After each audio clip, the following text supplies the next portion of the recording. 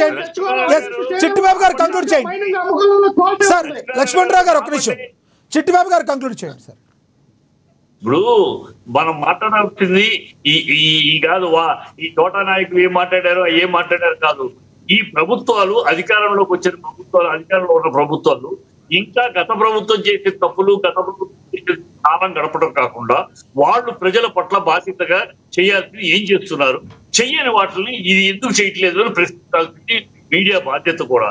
Media బాధ్యత అది. కానీ ఎవరో ఏదో చోటా నాయకులు వాగిన మాటలను పట్టుకుని వాళ్ళు గొప్ప వీళ్ళు గొప్ప ఒకళ్ళొకళ్ళు పొగుడుకుంటే మాటలు కాదు చర్చ. సమాజానికి ప్రజలకు అవసరమైనది, ప్రజలకి జరగాల్సింది ఏం జరగట్లేదు, జరుగుతున్నాయా, జరుగుతుంది, ఈ జరుగుతుంది, అది జరుగుతుంది, ప్రజలు సంతోషంగా ఉన్నారా చెప్పండి, దాని మీద డిబేట్ పెట్టండి. ఇది జరగట్లేదు, ఇన్ని ప్రజల్లో నిస్సహాయత నిస్పృహ ఉంది, అది ఇది జరగకపోవడానికి కారణం ఎందుకు జరగట్లేదు. ఇన్ని మాటలు ఇన్ని మాటలు అన్నాక ఇప్పుడు 1,30,000 కోట్లు అప్పు తీసుకొచ్చి డబ్బులు లేవు అంటున్నారు.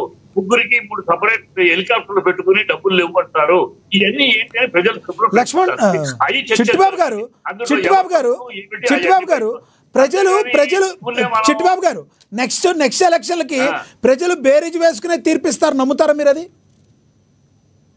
ఖచ్చితంగా గత ప్రభుత్వానికి ఈ ప్రభుత్వానికి బేరీజు వేసుకుని ఏది బాగుంటుందో దాన్నే అనుకుంటారు కదా. మీరు అడిగారు ప్రశ్న సమాధానం చెప్పినవాడు. ఖచ్చితంగా ప్రజలు ఎప్పుడైనా ఉండమ్మా తల్లి, ఇంతసేపు మీరు మాట్లాడారు, నేను నోరు ఇప్పలేదు. సునీతి గారు ఇస్తాను, సునీతి గారు మీకు ఇస్తాను, ఆయన చెప్పండి. ఆవిడ ఆపాను, మీరు చెప్పండి సార్. చిట్టిబాబు గారు మీరు చెప్పండి, ఆవిడ ఆపాను, మీరు చెప్పండి ప్లీజ్. కంక్లూడ్ చేయండి. ఏ ఎన్నికలైనా ప్రజలు దాన్ని బట్టి బాగోగులు చూసుకుని పోయిన ఎలక్షన్ లో వాళ్ళు పొందినా వాళ్ళకి తృప్తి లేదు, తనకే ఇంకేదో ఇస్తా అన్నారు, వీళ్ళు 10 రూపాయలు కాదు 15 రూపాయలు ఇస్తా అన్నారు, ఆశపడ్డారు. మీరు మళ్ళీ నర్మగర్భంగా మాట్లాడుతున్నారు. మీరు కరాఖండిగా ఉండి చిట్టిబాబు గారు మీరు కరాఖండిగా ఉండి మీడియాని తిట్టండి, మమ్మల్ని తిట్టండి, పడతాం. మీరు మమ్మల్ని తిడతాం, మీరు నర్మగర్భంగా మాట్లాడితే తేడా ఉంది. మీరు భాష వాడేటప్పుడు రిజెక్ట్ చేశారు, రిజెక్ట్ చేస్తే 40% ఓట్లు రావు. Rejection is not 40% vote, rejection కాదు. ప్రజలు ఇక్కడ కన్నా ఆ ప్రభుత్వం యొక్క మాటలు నమ్మారు, ఆ కూటమి ప్రభుత్వం చెప్పిన వాగ్దానాలు నమ్మారు. ఇక్కడ 10 రూపాయలు వస్తాయి, ఇంకా 15 రూపాయలు వస్తాయి అన్నారు, ఆ లెక్కలు నమ్మారు. ఆ నమ్మకాన్ని ఇప్పుడు వమ్ము చేస్తున్నారు. ఆ నమ్మకం జరుగుతుంది, దాన్ని ప్రశ్నించాలి. ఎవరైనా సరే దాన్ని ప్రశ్నించాలి. ప్రజల కోసం మాట్లాడాలి. ఇక్కడ కూటముల కోసము వాళ్ళకి సపోర్ట్ చేయడం కోసం కాదు కదా డిబేట్లు. ఎవరెవరికి సపోర్ట్ చేయరు, ప్రజలకే సపోర్ట్ చేయడానికి ఉంది. అమ్మా న్యూస్ అనేది ప్రజలకు మాత్రమే సపోర్ట్ చేస్తుంది. చిట్టిబాబు గారు అంటే మాకు గౌరవం ఉంటుంది, కానీ గౌరవమైన మాటలు మాట్లాడితే మేము కూడా గౌరవంగా ఉంటాం.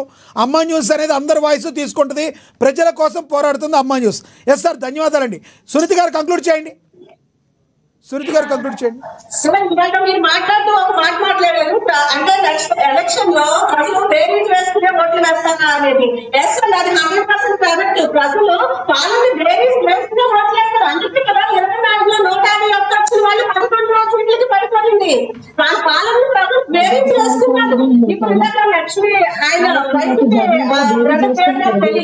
ఆయన మాట్లాడుతూ ఇందాక సూపర్ సిక్స్ చదువుతున్నారు. సూపర్ సిక్స్ అనేది ఈ రోజు రాష్ట్రంలో అమలు అవుతుంది కాబట్టి ఈ రోజు మేము సుపరిపాలన తొలగని ఇంటింటికి వెళ్తున్నప్పుడు ప్రజలు హాజరు పెడుతున్నారు. మాకు ఈ రోజు తల్లికి వందనం అండి, ఈ రోజు అమ్మ వందనం చెప్పి పరిస్థితి వాళ్ళు